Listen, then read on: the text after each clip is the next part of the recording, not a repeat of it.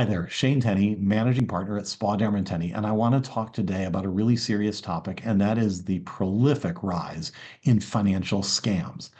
In 2023, the FBI's Crime Complaint Center recorded over 880,000 complaints of financial scams, totaling over $12 billion, and the trend line is not looking good.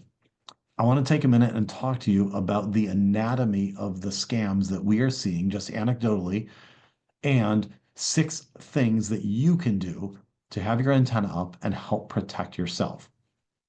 We all know the characteristics based on stories we've heard of people being conned out of money by receiving scary phone calls, being convinced to transfer money, things like that. But there are patterns that you can watch out for. Number one, authority.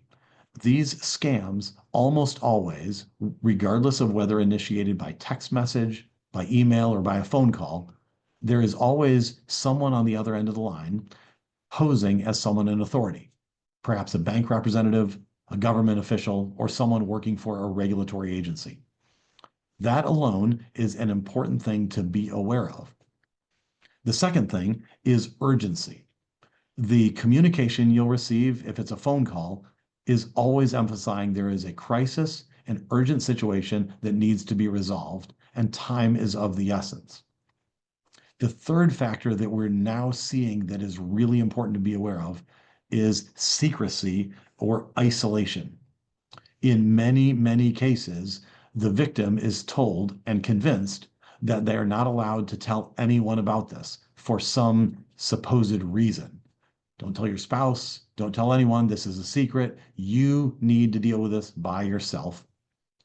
And then the fourth thing is fear.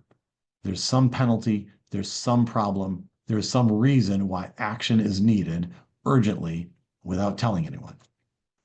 If that sounds like anything you've heard of before or experienced, you know what I'm talking about.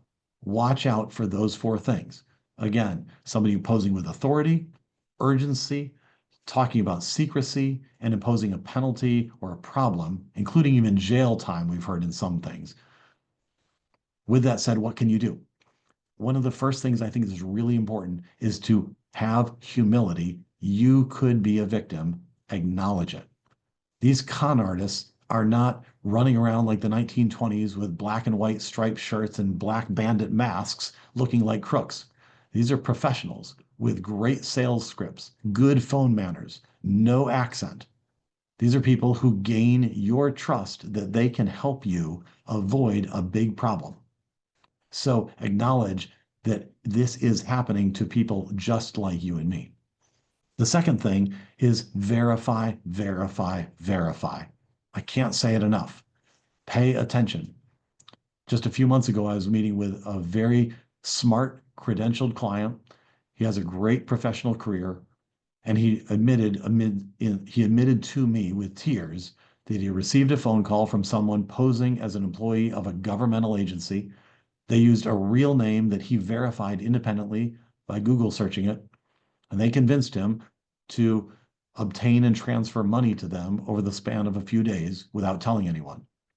He tried and did verify the name of the person who was supposedly calling from, and it was irretrievably lost.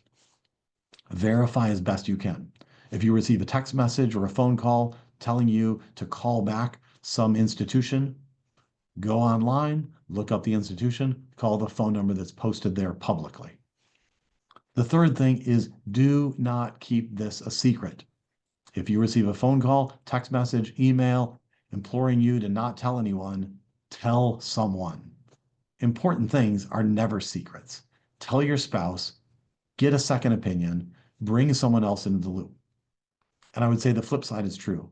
If you see your spouse or a family member or a friend acting strangely or saying they have to just deal with something, that is a huge warning sign that they are the victim of financial fraud.